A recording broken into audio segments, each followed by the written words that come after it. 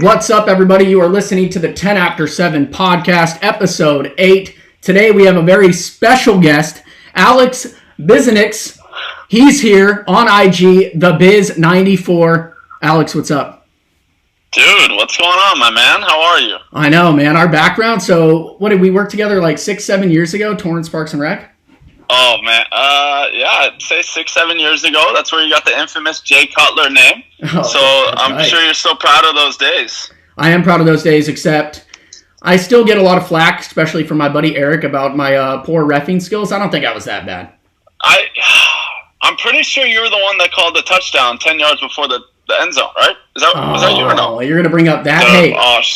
Hey, listen. Shit. When it's first graders, when first graders and kindergartners are involved, you just gotta give them the touchdown early, okay? Oh, you know what? When they're going east-west in a north-south game, anything goes. It's a tough call, dude. You don't know what flag guarding is at this point. Especially when you're like you and all you care about is the moms that are walking by, right?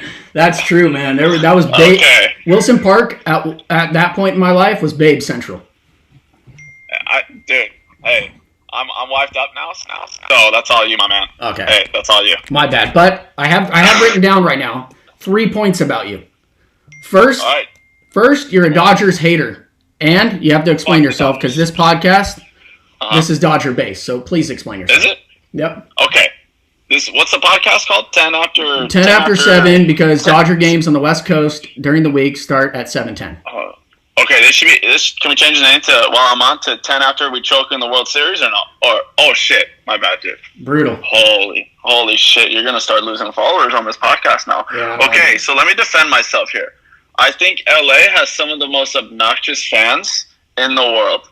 Okay, I know you guys love your, Lakers and Dodgers and stuff, but holy smokes, act like you've been there before. I mean, jeez. And so, whenever I go to Dodgers game, and a lot of my friends can attest to this, I purposely will go to maybe Big Five or something and buy the opposing team's hat for that night just so I can start shit. Because, at the end of the day, dude, I'm a shit stirrer here. So, and I don't know, man. I just think that LA fans are just a little bit too much sometimes. That's my thing. Okay, I do know you've been known to stir the pot. You brought up how we should act like we've been there. Dodger fans, our generation, we have not been there. I mean, to be honest, you've been there a couple times now, and holy smokes, okay, it's finished the job already. Yeah, but who are you hanging out with that's being obnoxious after losing 2 World Series? No, it's just, like I said, it's not that you guys are obnoxious now. Because you guys have no reason to be. I'm the obnoxious one now, which I love being.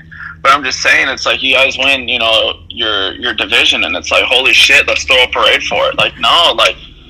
You guys got the Boys and Girls Club from Carson and Compton playing in your same division. Come on, guy. Jeez, you guys are so. How many pennants are you gonna hold up for the division wins? Hey, first of all, who's your team? And if you say the Detroit Tigers, take a walk. Okay, listen, guys. Listen, there's a thing called a rebuild, okay? My team is the Detroit Tigers, okay? We're rebuilding. We we're having a couple off years now, but we still have one of the best players, I think, in my opinion, in the game, or the best hitters, Mr. Miguel Cabrera, okay? He's 80 years old at this point, but... 83, I think. Okay. I think.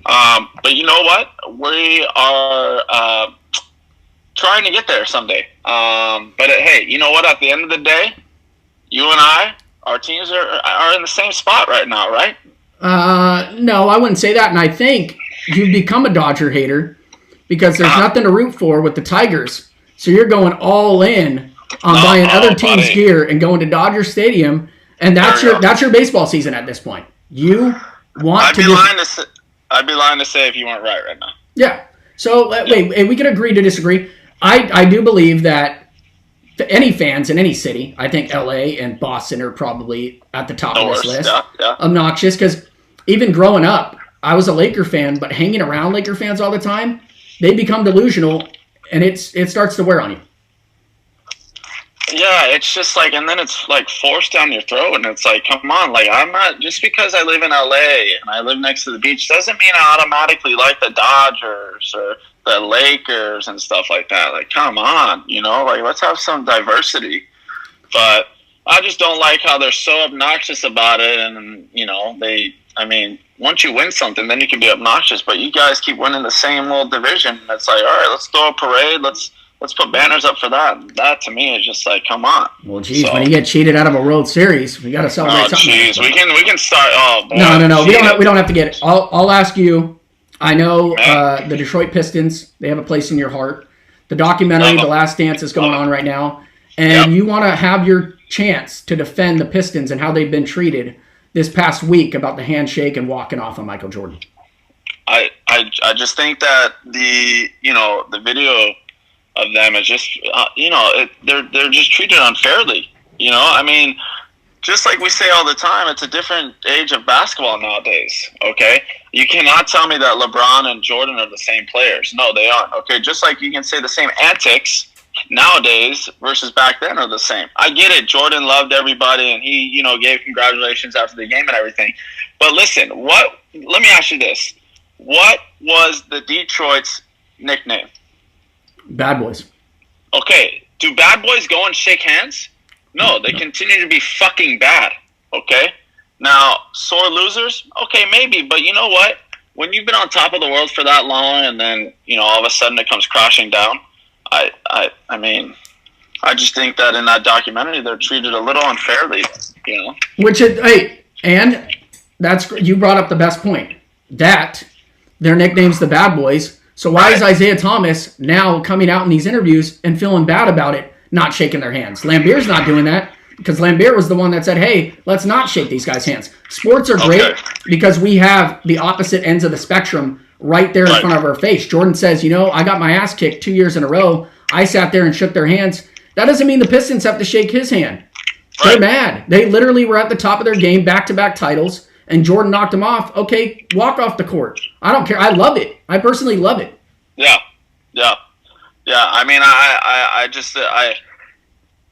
That's why Michael Jordan is, the greatest to play the game. We don't say the same for Isaiah Thomas, do we? I don't to say that, Isaiah should have done this, Isaiah should have done that. Well, we don't hold him in the same regard, as Michael Jordan.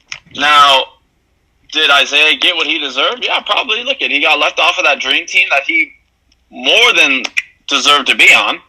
I don't know if you agree with that. Yeah.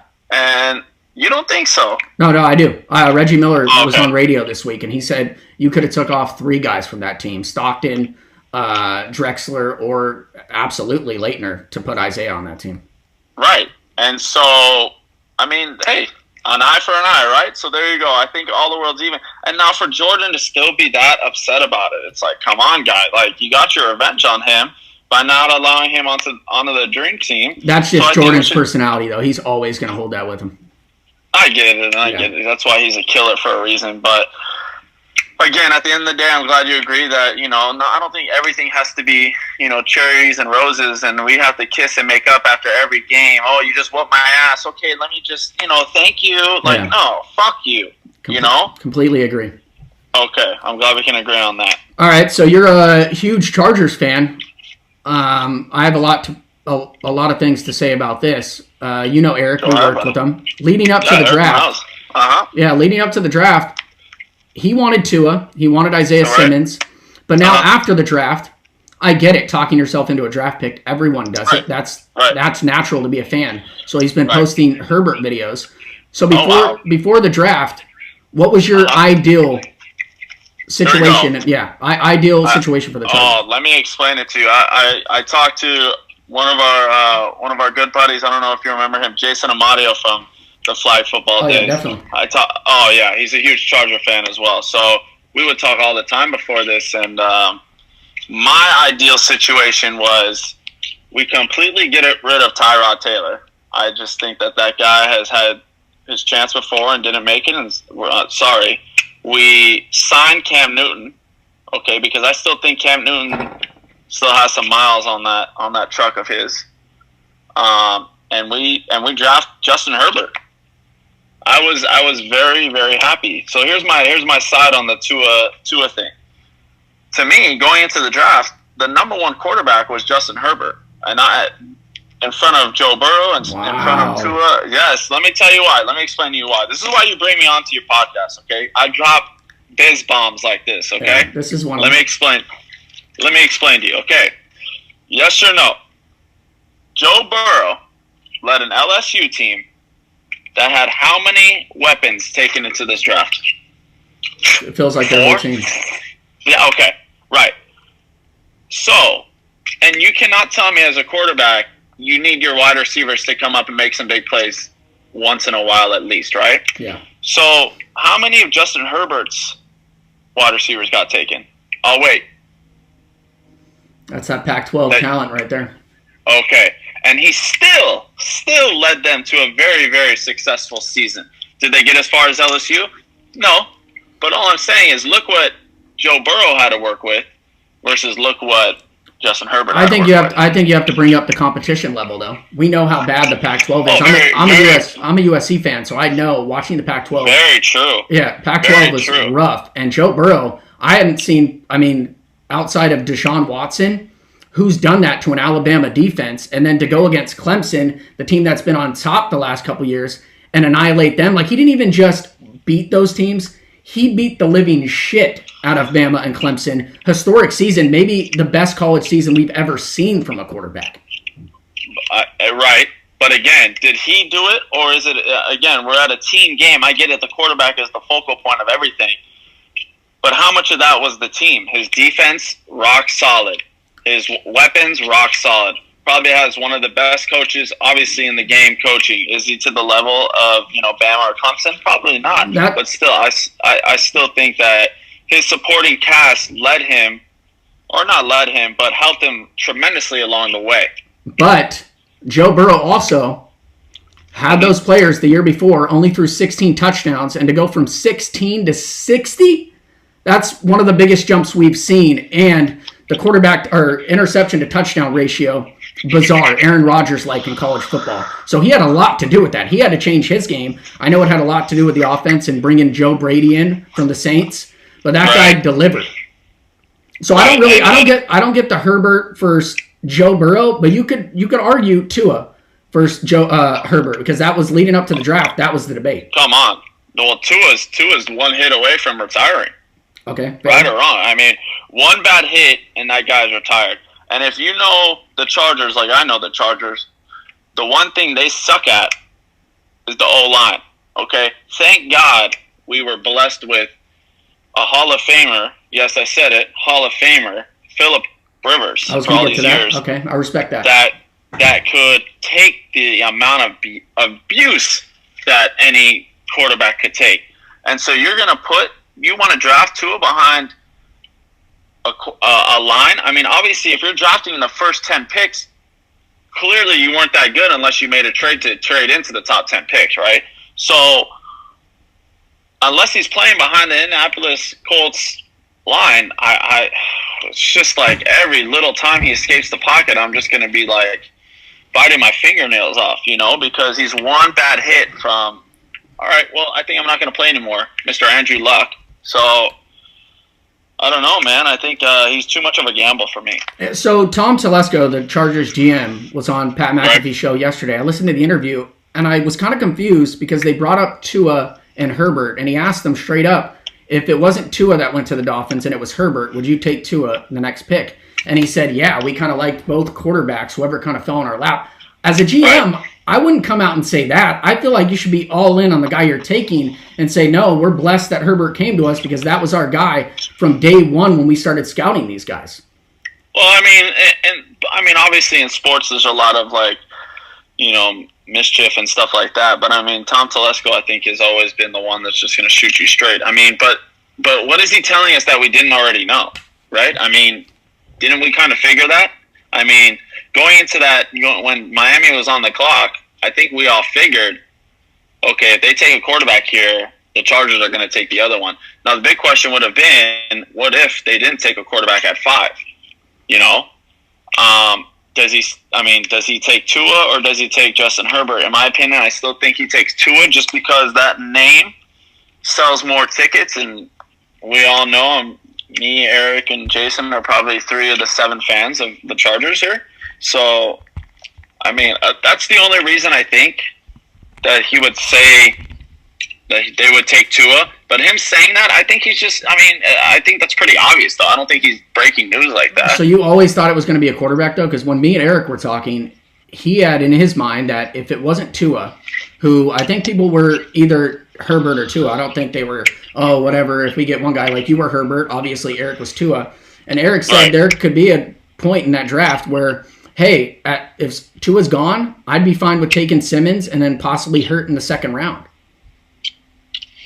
Yeah, I see it, but I mean, Jalen Hurts is that's a whole different question mark.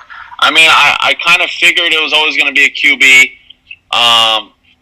The only other thing I thought they were going to do was either go with like Wirfs or Jedrick Wills.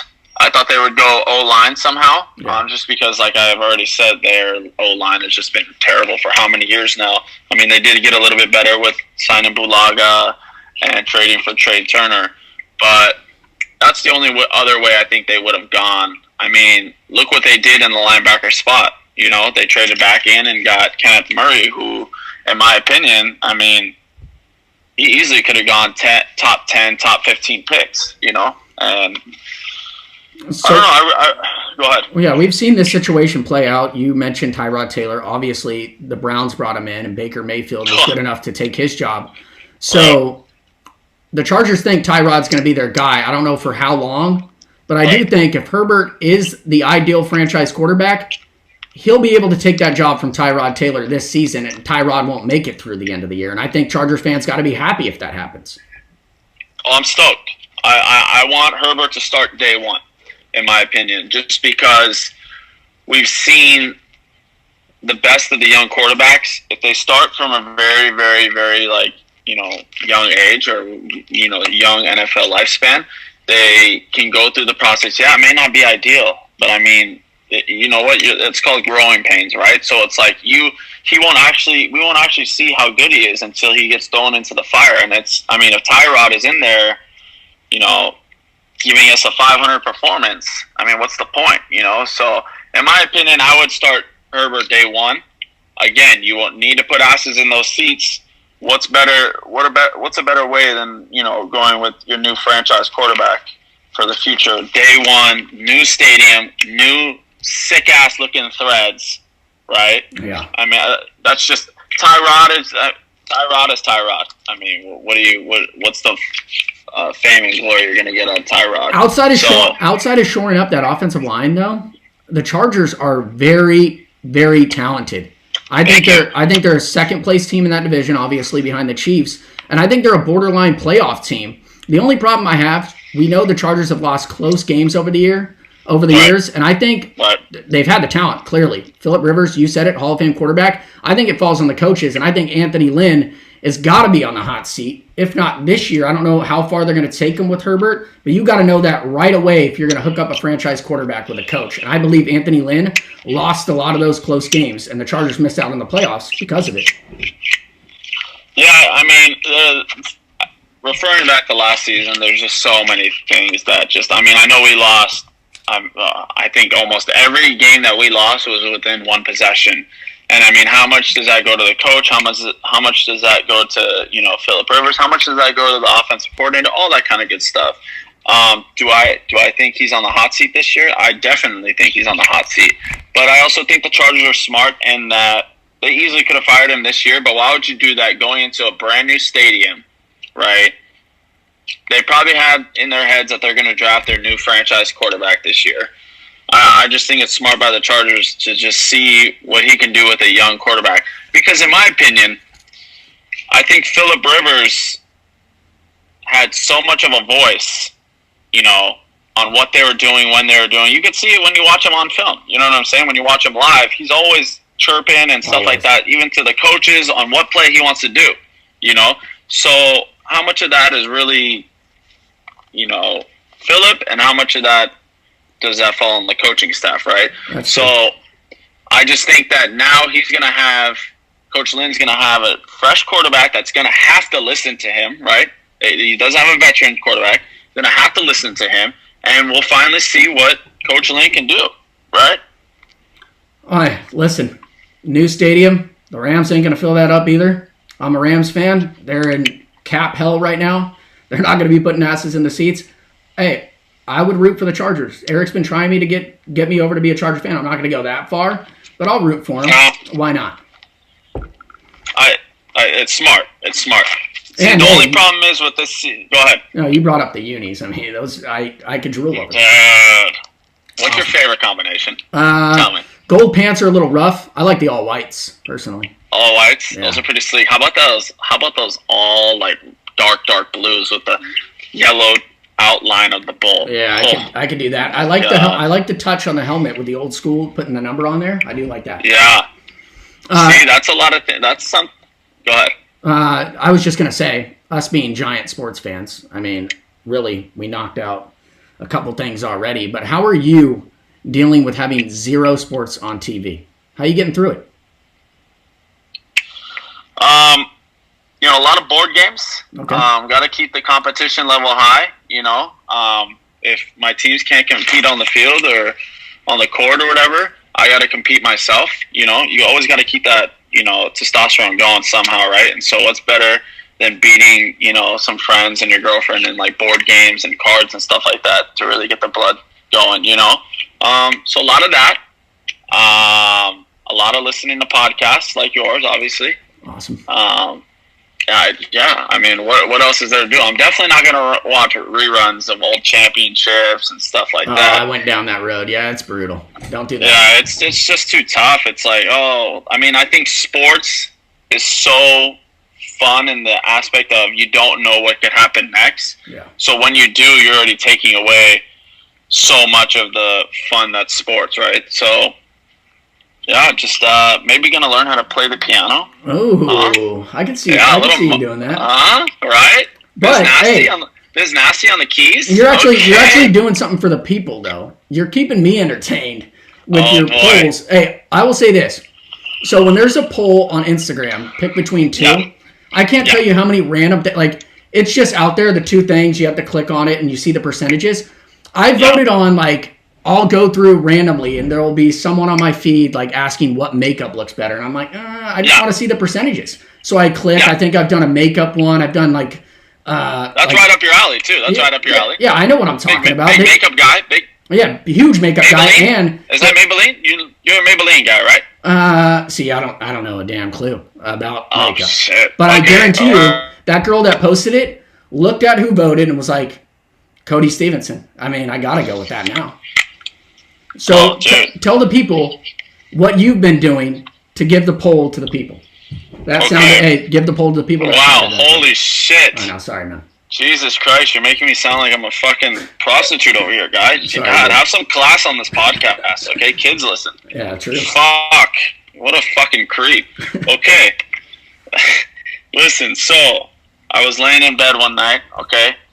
I'm the creep. I'm the creep, but you were laying in bed one night. Okay, right. And part of me was thinking wow, Cody's so cute. But the other part of me was thinking I've seen all these stupid challenges of see 10 push-ups, do 10 push-ups. I participated. I think you cut off. Oh, okay, my bad. No, you're good. Anyways, I thought of making a poll that would get everybody entertained, and it give the people something to look forward to. So I said, okay, well, what can we do that's very highly debatable? And one thing that came to me was TV shows. And I'm like, dang, everyone talks about, oh, this show's so great. Well, this show's so great. This show's overrated. Well, why don't I think of the 64 best TV shows that ever were made or currently going on, and we put them in a March Madness style bracket, and I'll separate them into 4 divisions, and then we'll see who comes out at the end.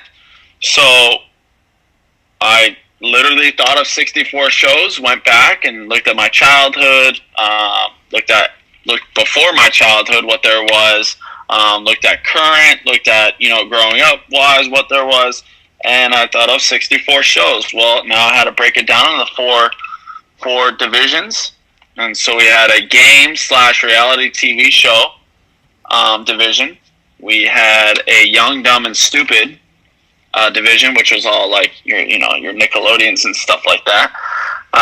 We had a plain good shit division, which is just it says it in the title. And then our final division was the cartoon division, right? So that's why I liked yours in particular, because we've seen all these brackets go out about different things just to buy us time. And yours, I mean, if I could, man, I was trying to take Hey Arnold to the championship, but my one vote wasn't going to do it. So when I started this thing, I was like, oh, it'd be great if I got about 30 people to vote, 40 people to vote. That'd be cool, All of a sudden, I make the first one, which was Jackass versus the Hidden Temples. And votes just started rolling in. And, I mean, I think our first poll ended up with like 118 votes. And I'm like, holy shit, we can take this somewhere. Yeah.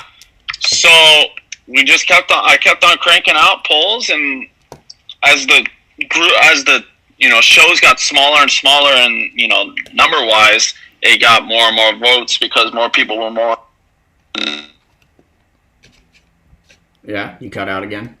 Come back. Yeah, they wanted to take their they wanted to take their show to championship, and I'm sorry, Hey Arnold couldn't make it.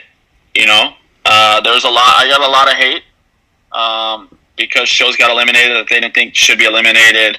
And I got a lot of love that, like, wow, thank you for doing this, da da da da. So what was the final? So what was the final four? I think this happened a couple days ago. Okay, final four in the cartoon division was represented by SpongeBob. Okay, see, I was never a SpongeBob fan, so I felt bad like not voting for SpongeBob. But at the same time, I just had to stay true to myself. I wasn't gonna lie and say I know how great it is, people say, but never got into it. Yeah, well, I mean, they had it was the number one seed overall in that division, so it was very highly regarded, and it's true. I mean, it had a very close matchup in the division finals against Rugrats, which was a shocker to everybody because I mean, Rugrats took out some heavy competition, and yeah, that's a childhood memory right there. Yeah, they took out the Simpsons and Family Guy, and that was a huge upset to a lot of people. That was the cartoon division. In the game show / reality TV show game division, Jackass, the number one seed overall in that division, made it to the final four. And Jackass was slaying throughout this entire competition. It was cooking, but the division final, the opponent in that, Robin Big, was the biggest Cinderella story. Was our Cinderella story of the competition? Yeah, you just go back to the classic episodes. I remember Big actually got a recliner as his toilet. A legendary episode. That show, I'm glad. See, that's why I liked yours too, because people forget about those shows. Not many people ever remember them, and people need to know how sick Robin Big was. And of course, and that's why I wanted, when I was making this, I wanted to make sure I hit, I got everything like locked down. I couldn't miss a single thing. And obviously I had a lot of help along the way.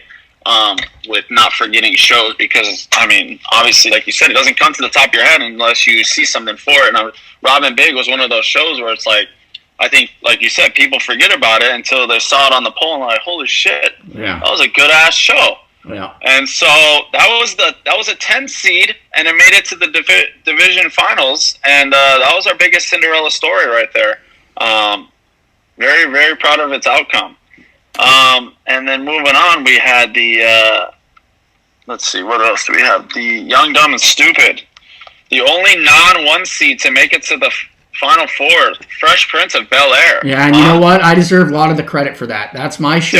I fell asleep every day in high school to it. Yeah, One of my first girlfriends in high school got me, like, Volume 1 DVD of it. So I took that. I felt like I was the manager, and I took that team all the way to the Final Four.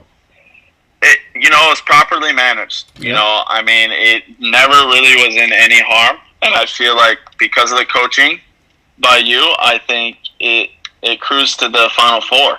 I mean, even it took out the number 1 seed, Full House, with flying colors. Yeah. And like I said, I mean, it's the only not number 1 seed to make it to the Final Four. And unfortunately, it didn't make it to the finals.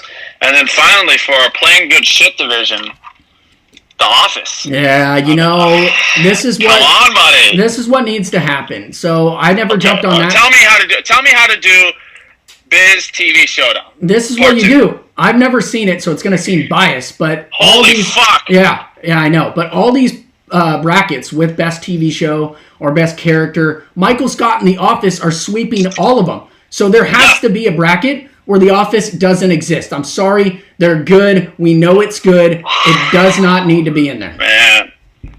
Again, but I run into a lot, too, that a lot of people don't like the humor. They just don't understand it, or they think that Michael Scott is just too much for them, and they just don't enjoy it. And so that's what I mean, The Office was the overall number one seed going into this whole bracket, and it was my favorite to win it all.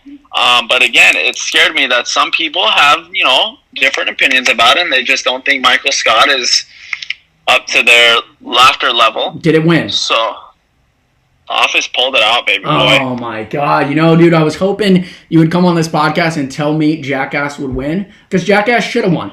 You could show Jackass to anyone, any age range, forever. You could show a 95-year-old Jackass, they're going to laugh. Yeah. I could show my nephews. My nephew's 7 weeks old, and I got a nephew who's 2 years old. I'll show them Jackass, and they will laugh. The Office, who knows if they're going to laugh. We don't want them to turn out like you. Yeah. We don't want them to turn out like you, so maybe not right now, but maybe in a couple of years we'll show them that. Yeah. That's true, but Jackass, I was hoping they won.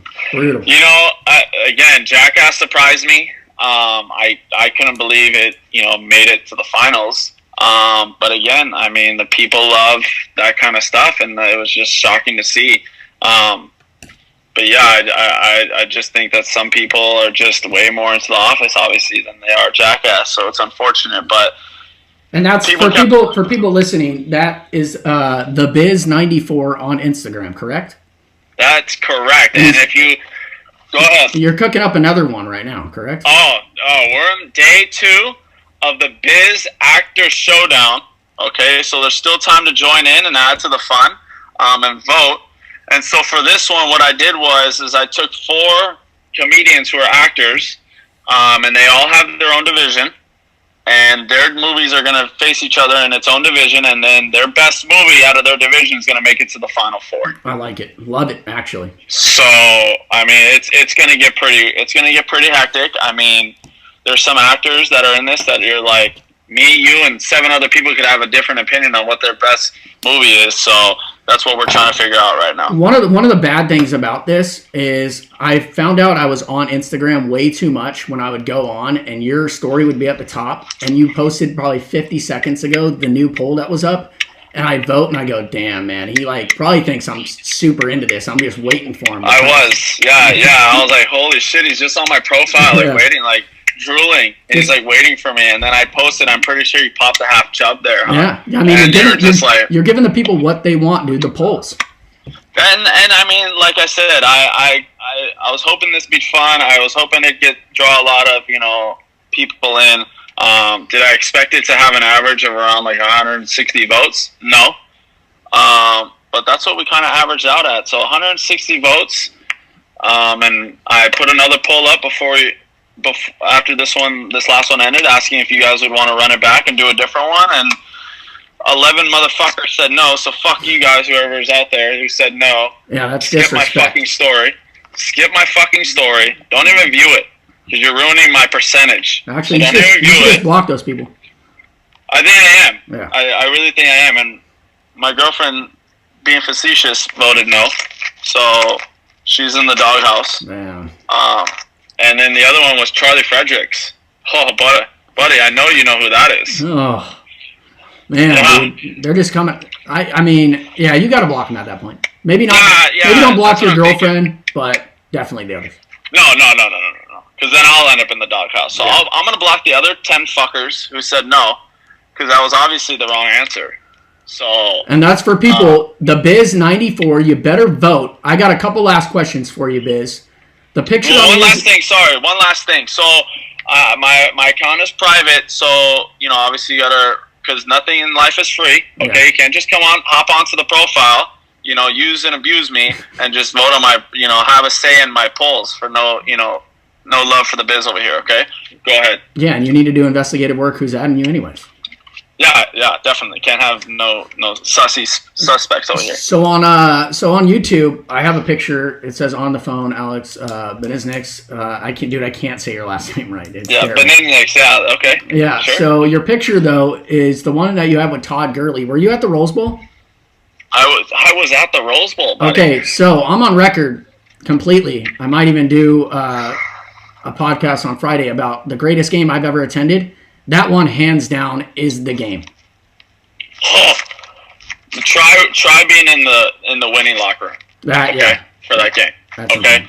So I got my dad was head security of CSC security back in the day, and so I got a job coming out of high school, doing that kind of stuff, and so my dad was able to place me wherever I wanted on the field, X, Y, and Z, right?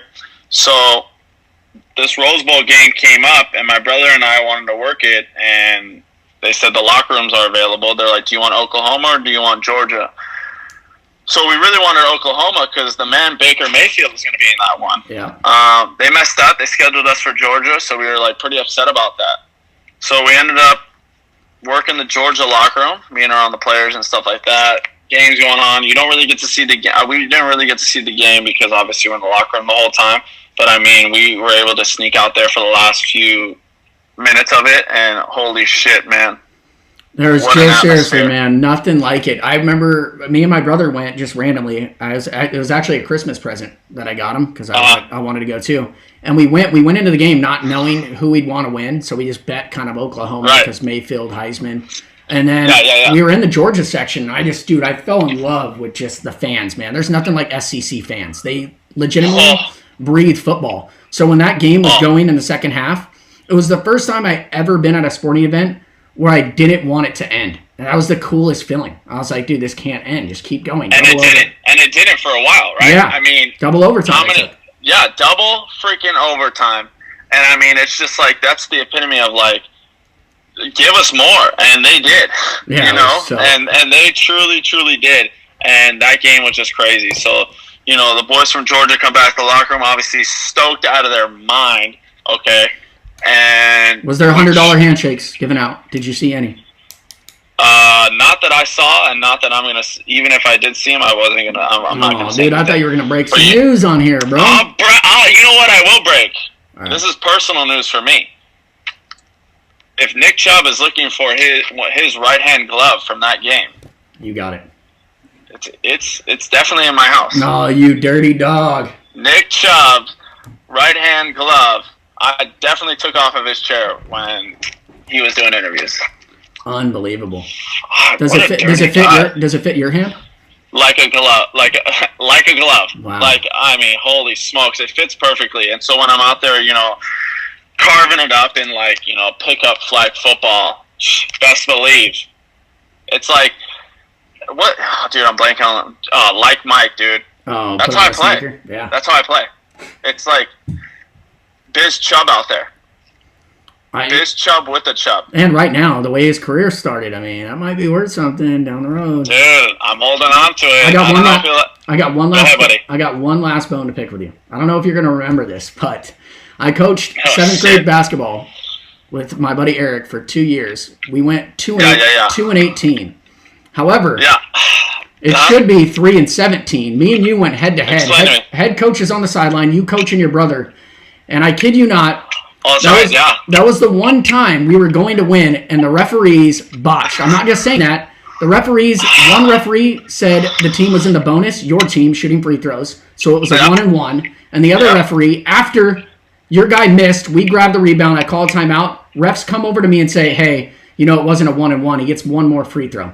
Disrespectful. Right. I feel like we would have pulled that win out, and now my record's tarnished. Buddy, you got to do your homework on the referees before the game. This is what all the great coaches say. I'm pretty sure Belichick has said this more than once. You got to make sure you know who the refs are. I mean, holy smokes, dude! I think you came in very unprepared. It was a big game. I I don't think you had your boys having their pregame meal. I did walk in with slippers. That was my style. You did. You walked in with slippers. You also walked in around the same height as the players in 7th grade. So I don't know how that was, too. I mean, my team wasn't very intimidated looking at the opposing coach. But, you know, I just think you guys weren't prepared. And what it comes down to, I don't know if it was Jason ref in that game, but if I could go back, I'd offer him an extra $20 more than you and slip it in his pocket. And actually, that's a lot of money though, because that was a big game for me. It was a statement game. You know, I was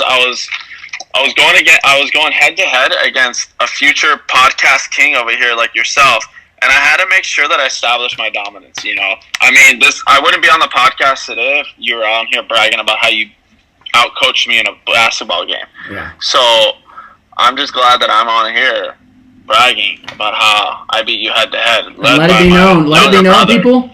Let it be known that me and this guy did not shake hands at the end of that one. No chance. No. Because guess what? Bad boys for life. Bad boys for life. You know what? I met him at midcourt. He walked right past me, kind of ducked his head. That's how it goes. Biz, I want to thank you for coming onto the podcast. A great one. You got to come on again for sure. Dude, I highly appreciate this. I got plenty more stories in the vault when you're ready. Let's keep doing your thing, dude. You're killing it, and I mean, I hope everyone enjoys you doing what you're doing, man. Thanks, man. Appreciate it. All right, buddy. See ya. And that is the 10After7 podcast. I want to thank Alex again for coming on. Hope you guys enjoyed it. You can follow me on Twitter at 10After7 or on Instagram at 10_After7. And you can follow Alex on Instagram. Join in on the fun, the polls. The Biz94, that is. I'm out. Woo! Go Dodgers.